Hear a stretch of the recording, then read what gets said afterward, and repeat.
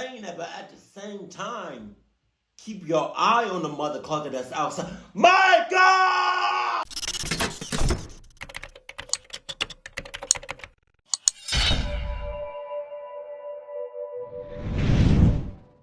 Sup!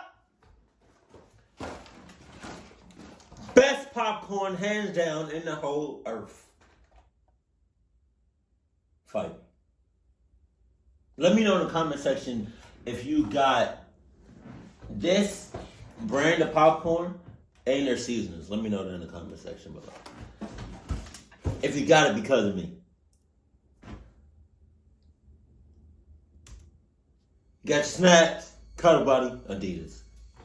Oh no, I'm not even connected to the, hold on. Power on. Bluetooth pairing. Bluetooth connected.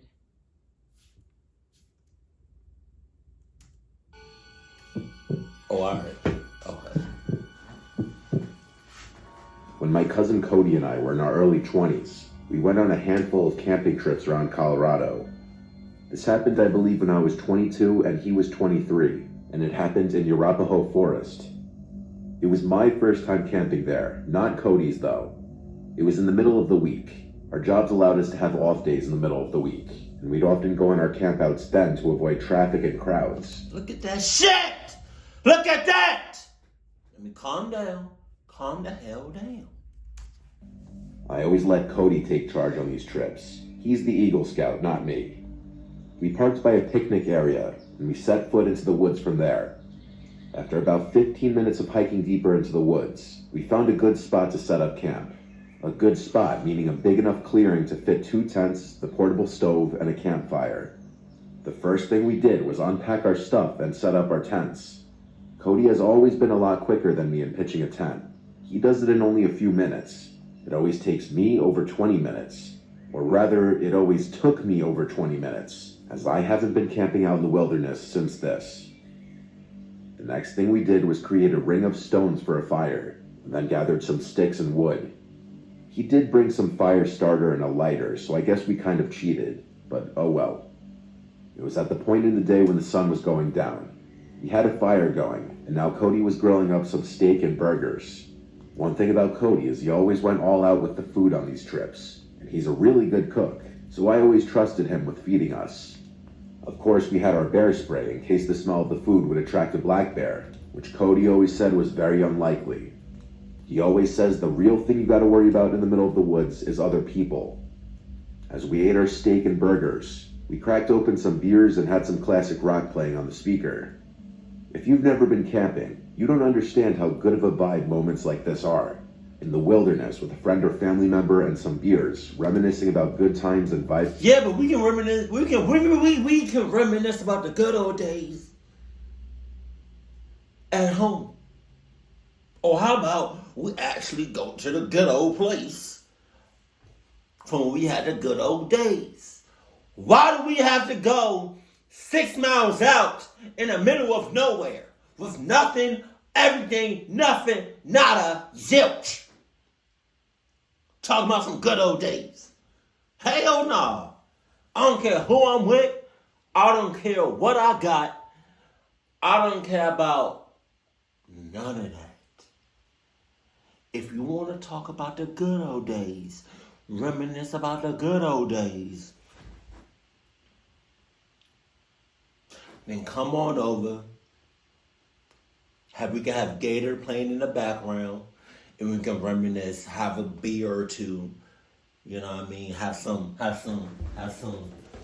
Orville Redenbacher popcorn, because Gattor suggested it type. And we can reminisce about the good old days. But I'm not about to go 60 miles into the woods just to reminisce about the good old days. To music. As it got dark, we started playing card games on this little folding platform table we brought specifically for cards. Are these look like AI images? Because that's very specific. For playing more traditional card games, we started playing Uno, and this was when we heard something out in the woods. I paused the song on my phone so that the speaker would go silent. It was clear now. We We heard a person humming and footsteps from beyond the trees in the pitch blackness of the forest. Cody urged me to find the flashlight. I tried, but by the time I found it, the sounds had faded away. I asked Cody if that was something to be concerned about, and he said I hope I remember to put this a clip in. If I'm out there in the woods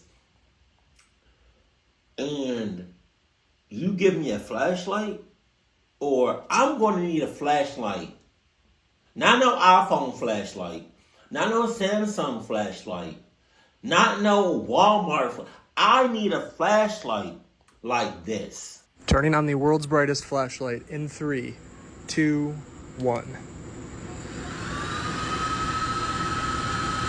Okay. I gotta turn that off. Hopefully I remember to put that in. That's the type of flashlight I want. I don't want no ring. Philly was unusual for someone else to be this deep in the woods, let alone creepily walking by a campsite with an active campfire humming loudly. I was a bit shaken, and I saw Cody was too. We went back to playing cards with the music much lower now. When we least expected it, a big stick landing in the middle of our campsite made us both jump out of our skin. It didn't fall from a tree. This thing was thrown at us by someone. Hell no. Cody started yelling something along the lines of, "Whoever's out there messing with us, get a life and f*** off." And then, footsteps could be heard once again in the distance. They were walking away from us. I said we should pack up camp and move somewhere else. Are they walking away, or are they pretending to walk away? Because there's a difference between somebody actually walking away, but then there's a difference between somebody doing this.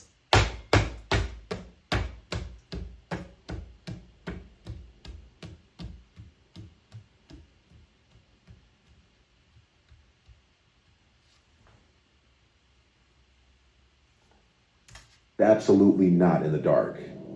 We both had bear spray, and he advised to just keep it next to me in my tent when we go to sleep. I don't know if y'all follow the Hodge twins or whenever y'all did, but they did a reaction video to like somebody got attacked by a bear and they used bear spray, but they still got clucked up. After I seen that video, I'm like, bear spray don't do shit. It was the closest thing to ranged self-defense weapons we had. We kept hearing sounds like tree branches cracking in the distance, sounds that you would never expect an animal to be making. It's not. Someone was out there, maybe multiple people, that much was clear. We had to go to sleep eventually, so we agreed that maybe we should take turns staying up to keep watch to make sure that no one comes to our campsite and steals anything, or worse. Cody agreed to take first watch. He said he'd stay up and read his book. So I crawled into my tent and then my sleeping bag and went to sleep. Waking up in the middle of the night while camping is normal. You're in a cold outdoor environment in an uncomfortable sleeping bag. Any number of things could wake you up. I didn't yet know what woke me up.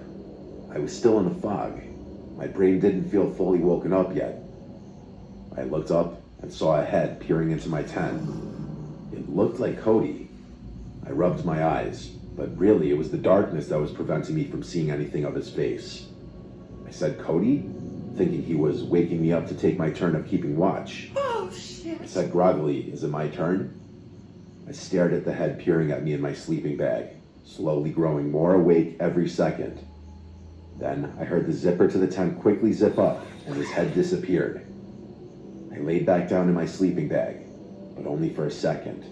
I suddenly had some weird moment of clarity where I shot to an upright position and... So, Cody and cahoots. Got it. listened as the footsteps walked away. "Cody," I said. He didn't answer. I unzipped my tent to peek out to the campsite. The fire was dead. Cody wasn't out there. You about to be dead. I went over to Cody's tent, which was zipped up. I unzipped it and looked inside to see Cody fast asleep in his sleeping bag. The hell we doing? Why we both sleep? See, that's the shit to talk about. I got chills, goosebumps, whatever you want to call it.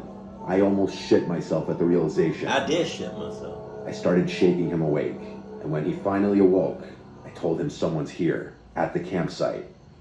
It took him a minute to come back to reality just like I did. But when he did, he grabbed his bear spray. He said he must have dozed off while reading.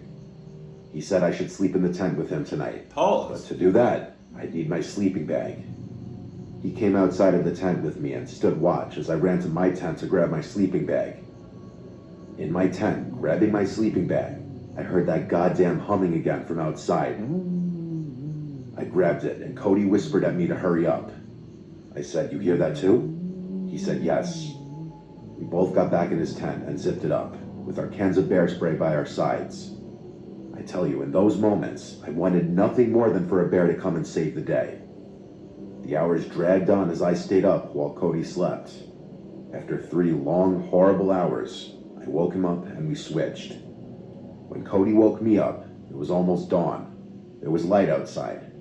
So we packed everything up, and by the time we were done, there was plenty of light to hike back to the car. While we could have driven somewhere else and had another night of camping elsewhere, neither of us were feeling it anymore. This was a haunting experience, and I think we both just wanted to be in the safety of our houses. It's been 6 years since this happened, and he's hit me up a few times since then about camping. But I haven't really had interest since this experience. People are just too scary. Why was someone out there stalking our campsite? And the sight of that person's head in the dark, just looking into my tent, it was straight up from a nightmare. I may never go camping again, honestly. I'm saying, you can reminisce about the good old days inside your home. When my friends and I rented a beach house in Florida. Nope.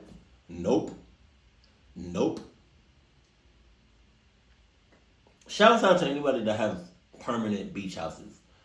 Like that's your only house. That's your only apartment. That's your only place you live. Is on the beach. Shouts out to y'all.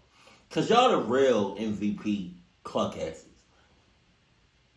All you need is one good big ass wave and it's raps. I could have expected how things would have turned out. It was the 4 of us in a cramped car driving down there. The house was directly on the beach.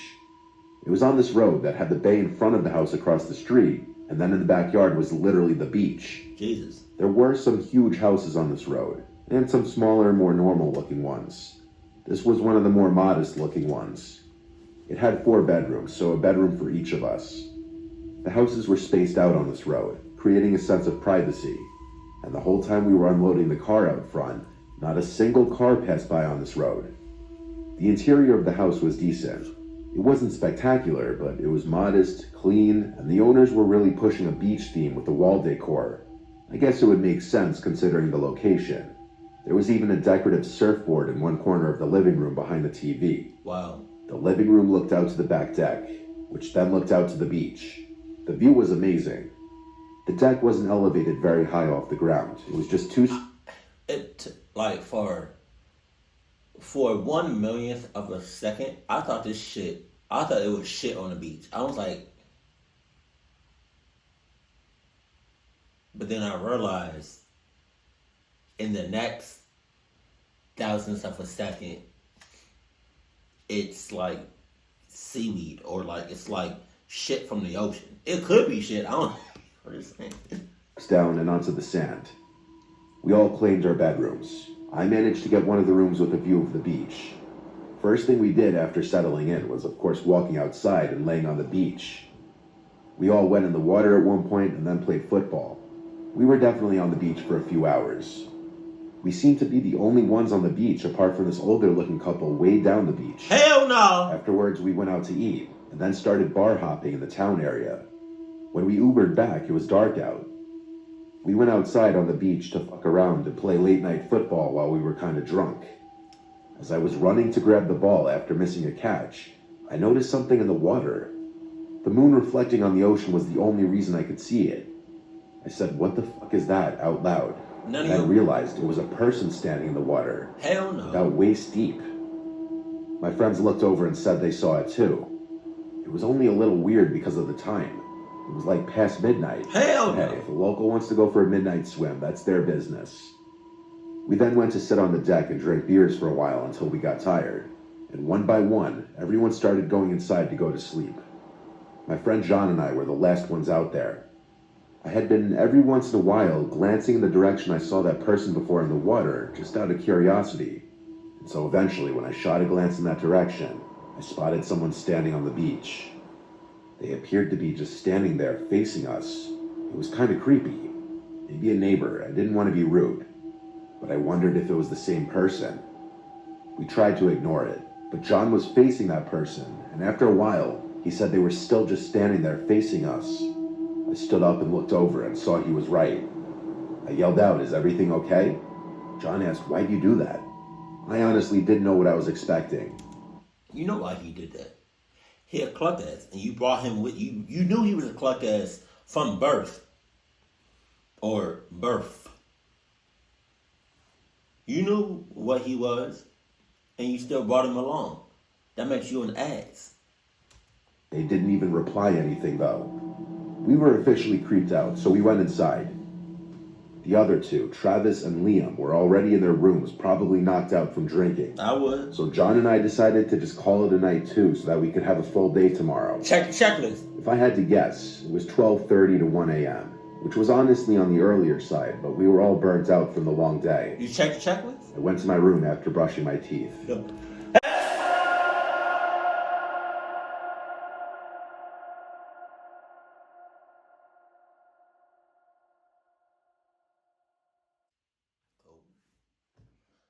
That was a real sneeze, by the way. I just overly. That was overly exaggerated. It seems to me like nobody checked the checklist, and that's on everybody in that house.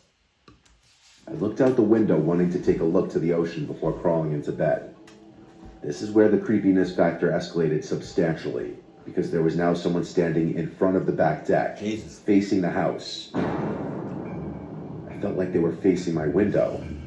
The figure of the person appeared to be male, considering the slightly larger frame. It was undoubtedly the same person from before. I called John's name. He didn't reply. So I ran to his room and banged on his door, telling him to come out. Oh my God. He came out pretty quickly. He gonna be I led gone. him to my window to look outside. He gonna be gone. Now the person was gone. Yeah. I swore to him that the person from earlier was just standing as still as before. This is what y'all need to do. I know it's a bunch of cluck asses watching my video right now. This is what you need to do if you ever find yourself in a cluck situation and you see somebody in the distance. Or you see somebody right outside your house or whatever. Call out for the person. Loud as shit. I don't care if your vocals go out. You know? Be like, Michael!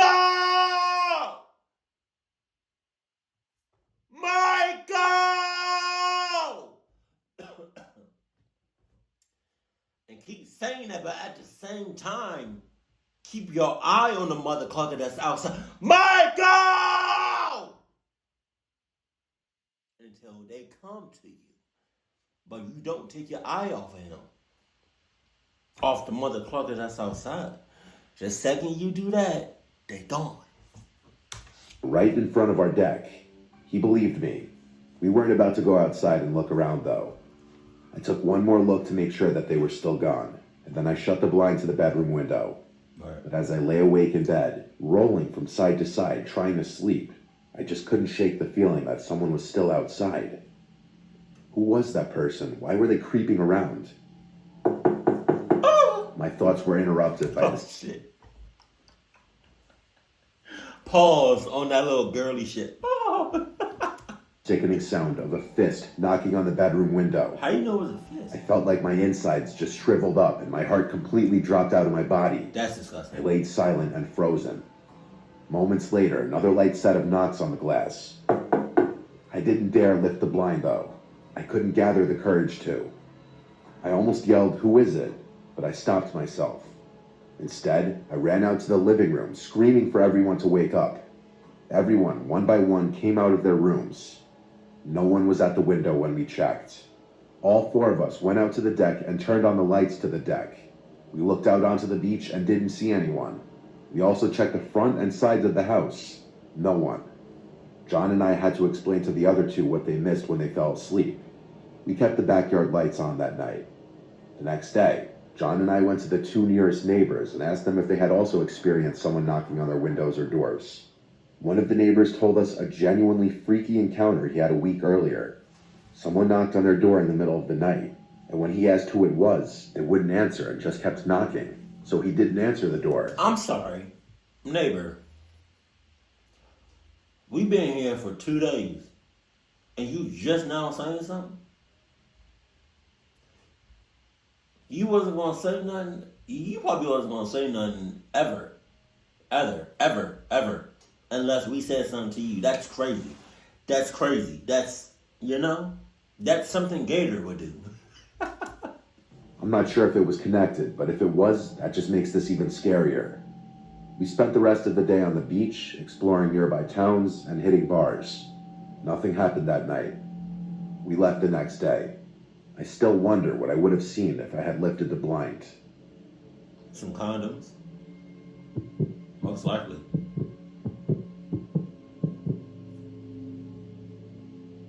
I was 9 years old when this happened. For whatever reason, I just thought about something. What if Mr. Nightmare and Mr. Ballin collaborated on a video? That will be fire. That will be awesome times awesome because God / Mr. Ballin / Mr. Nightmare only knows. I think that shit might be on a trending tab. That might actually break I don't know if it would break the internet, but that might get some attention. That'd be crazy as hell. Mr. Nightmare and Mr. Ball. I don't know what they would do. I don't know how they would, collaborate, but that's dope as shit. Alone one night, so I was playing video games upstairs in my room. I wasn't allowed to answer the door to anyone when I was home alone. Right. Whenever I was left alone, it wasn't for long. My mom would just be out grocery shopping or something like that. I was playing Metroid Prime on my GameCube. Come on! Let's go! Let's go! Toby!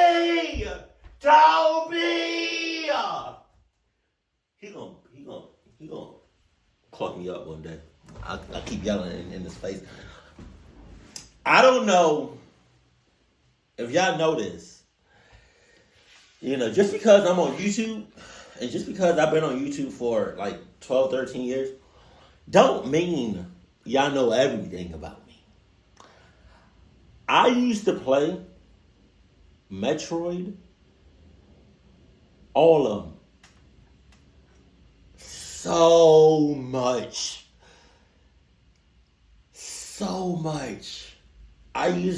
Me and my stepdad, we used to just play all the time. Oh my God, we used to be up hours and hours oh my God. Y'all want to talk about some good old days? That's some good old days right there. Oh man, we used to be up late as hell. Oh my God! And then when summer came around, it was raps. Playing that shit all the time. Oh my God! And then like the Metroid, like the little things. Oh God! I'm patiently waiting on Metroid Prime 4. Just like how Mortal Kombat 1 or Grand Theft Auto 6 broke the internet. How Avengers. I don't really care if it does, but it might. When Metroid Prime 4 trailer drops, like a full-length trailer, that might break the internet. Or if it don't, it's gonna shake up some shit. And so when he said that, it brought back so many memories instantly. Oh my God. Holy shit. I haven't played Metroid in a long time, but oh my God, let's go, man. Let's get it. Obsessed with that game. I heard the house phone downstairs start to ring. My mom always told me to pick up the phone if it rang, in case it was her calling. So I hurried downstairs, and by maybe the 4th ring, I picked up. The caller ID was from my mom's cell phone. She said, "Sweetie, can you come outside and help with the groceries?" I replied, "Mom?" She said back, "Yes." I felt like something sounded off with her voice. Yeah, it is. That's not your mother! Or if it is, man, she might be held up at gunpoint. She might be in a clutch situation to call you to come outside. You know? Shit. You obviously know your own mom's voice. I'm saying. So even at such a young age, when I was questioning why it didn't sound like her, I said, "Why do you sound like that?" She replied, "Like what, sweetie?" And I hung up. My mom would never use the word sweetie like that. I'm saying, like, I was thinking about, I was out yesterday, and I was thinking about texting Farasha, or calling Farasha, and we text a certain way, and we've been texting like that ever since we got together. So I was going to call her yesterday. I was going to be like, God forbid, if I was ever in trouble and somebody else texted you from my phone, would you know it wasn't me? But I never got around to ask her. But, you know, like for example, I text her baby, but I say BABE. And then sometimes she would text me, am I okay? Because sometimes I'll be out late. I'll be out late, and she'll text me, "Am I okay?" And then I would say, "I'm okay," and then I would insert one of her nicknames, and she knows how like it's spelled and stuff like that. But like if somebody was to say, "Am I okay?" and somebody had my phone and they text back, "I'm okay, baby," but with a Y, it's rap. She coming to get me. Twice in a matter of seconds. The phone rang again, and my mom's number came up on the caller ID again. I ignored it. For some reason, my heart was racing. I was nervous. I sat in the kitchen, waiting to see if the phone would ring a third time, and it did. It took a couple minutes before the third ringing, but when I checked the caller ID, this time it was a different number. I picked up, and a man's voice on the other end said, "Hey James, I know this is going to sound weird, but it's your dad. I'm outside." The hell? All I could mutter out was a weak, "What?" The man said, "I'm outside. I have a lot to explain." I hung up right then and there. My dad died when I was 3. I have no memories of him. My suspicion was in fact true, that the first voice I heard was not my mom's. The phone rang again, and then again after that. I wonder if she told, probably not, because you would have did it already. But I wonder if she told you to call the police. She told you not to answer the door for nobody, but like, what about calling the police? At least. I ignored it each time. I couldn't even call my mom because someone clearly had her phone. Oh my God. Then things took a turn for the worse when there were knocks at the front door. This went from a "someone has my mom's phone" situation to a "someone is outside the house" situation. My mom would not be knocking on the door. She'd have a key, obviously. I peered around the wall of the kitchen to look at the front door. I heard a man's muffled voice on the other side saying my name. He was saying, "It's your dad." He rang the doorbell, and then I heard him start attempting to open the door. I did something that no 9-year-old should ever have to do, and that was grabbing the phone and calling 911. The 911 operator asked me what I imagined to be some pretty standard questions. Most importantly, telling me to wait in a bathroom or other room with a lockable door until the police get there. The bathroom is on the first floor of the house. I hid in there with the lights off. Whoever was outside came to the window and tried pulling it open. I heard their entire struggle. Then they must have moved to the next window. I think they tried every window and door in the house. If anything were to have been unlocked, this story would have had a very different outcome. They must have given up at some point before the police arrived. And I say they, because clearly there were 2 people involved in this, a man and a woman. They both could have been out there for all I know. The operator told me that the police are at the front door now, and it's safe to go meet them there. Only when I opened the door to the police was when I hung up the phone. They did a quick investigation inside and outside of the house, and asked me where my mom was supposed to be, and if my mom knew anyone who might want to hurt us. I'm sure I said I thought she was grocery shopping or something, and not that I know of. My mom returned home with my little sister in a panic when she saw the police cars out front. My mom's phone was stolen, which was already clear. I'm sure that our address, home phone number, and other personal information was stored somewhere on the phone, easily accessible, though how they knew my name, I'm not exactly sure. Something on my mom's phone must have given it away. It was an old Nokia flip phone. Who stole it was a mystery. But my mom's phone background was a picture of her with my little sister and I. This could have been an indication to some disgusting, creepy couple out there that the owner of this phone was a single mom with 2 young kids. Jesus. And they tried to use that as a way of tricking me into leaving the house, which is absolutely disgusting and horrific. The phone must have been destroyed after the failed attempts at trying to lure me outside.